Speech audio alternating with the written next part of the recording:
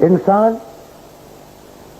ایک ایسی مخلوق ہے جو بستیاں بسا کے رہتی ہے.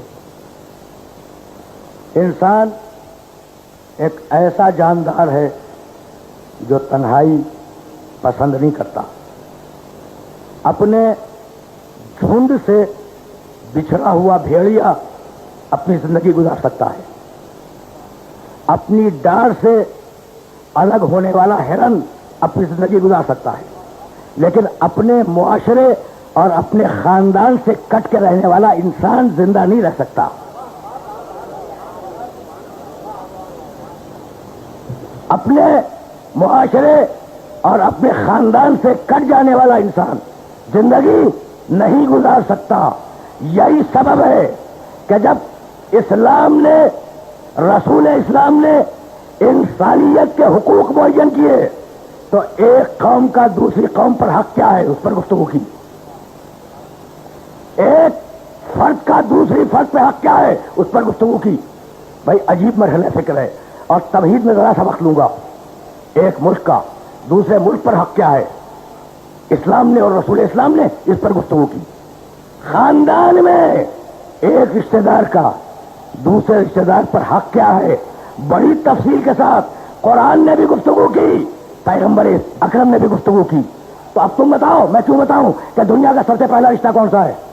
ماں بڑی اہم ہے، باپ بھی کم اہم نہیں ہے. اور ماں کی ماں، ماں کا باپ، باپ کی ماں، باپ کا باپ، ظاہر ہے کہ بڑے مقدس بڑے محترم رشتے ہیں. لیکن میری بات یاد رکھنا، دنیا کا پہلا رشتہ کیا ہے؟ کیا پہلا رشتہ ماں کا ہے، باپ کا ہے؟ نہیں، دنیا کا پہلا رشتہ ہے زوجیت کا، شوہر زوجہ. حقیقت تو یہی ہے نا بھائی. انسانیت کا آغاز ہے آدم اور حوا سے، بھائی ٹھیک ہے نا. اور ان میں رشتہ کیا تھا؟ شوہر اور زوجہ کا. تو پہلا رشتہ زوجیت کا. اور جتنے مقدس رشتے دنیا میں آئے ہیں وہ اس پہلے رشتے کے سبب آئے. آسان نہ سمجھنا، کروں گا انشاءاللہ اس جملے کی بھی تشریح کروں گا.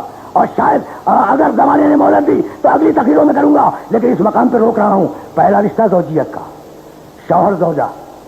اولاد پیدا ہوئی، بیٹا بیٹی، ٹھیک. اولاد کی اولاد پیدا ہوئی، دادا نانا، دادی نانی. بن گیا نا خاندان، بن گیا نا خاندان. اچھا تو کتنے خاندان ہیں اس شہر کراچی میں؟ اچھا بھائی دنیا کا کوئی علاقہ ایسا ہے جہاں خاندان نہ ہو؟ تو ہم نے دیکھا. اچھا اگر تم نے نہ دیکھا ہو تو میرا گریبان تھام لو، جو میں بات کہنے جا رہا ہوں. ہم نے دیکھا ایسے ایسے خاندان دیکھے کہ ماں جاہل، باپ جاہل، بیٹا تو جاہل تھا ہی، ماں جاہل، باپ جاہل، دادا جاہل، دادی جاہل، نانا جاہل، نانی جاہل، بے کمال، ناقص. تو ایسے خاندان تو بہت ملیں گے جن میں نانا بھی بے کمال، نانی بھی بے کمال، دادا بھی بے کمال، دادی بھی بے کمال، ماں بھی بے کمال، باپ بھی بے کمال، خود بے کمال. لیکن پوری دنیا میں اگر ایسا خاندان ڈھونڈو گے جس میں ہر ایک صاحب کمال ہو تو سوائے خاندان محمد کا نہیں ملے گا.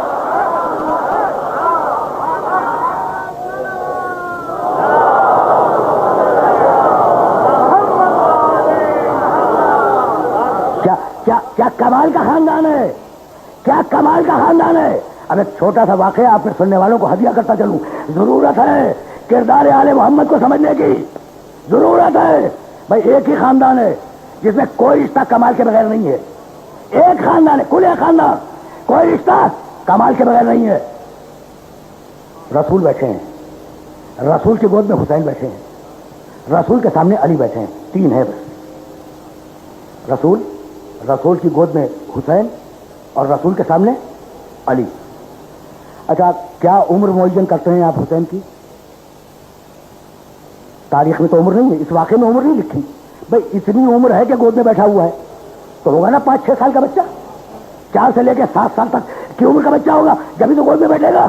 اچھا علی مسکرا کر کبھی حسین کو دیکھتے ہیں، کبھی رسول کو دیکھتے ہیں، کبھی حسین کو دیکھتے ہیں، کبھی رسول کو دیکھتے ہیں.